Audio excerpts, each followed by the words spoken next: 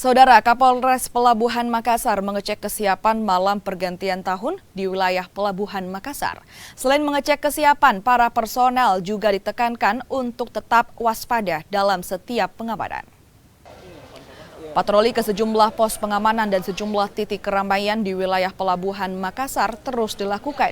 Kapolres Pelabuhan Makassar yang turut memantau juga mengecek kesiapan anggota serta meminta seluruh personel tetap waspada dan mengantisipasi kerawanan yang dapat mengganggu ketertiban masyarakat.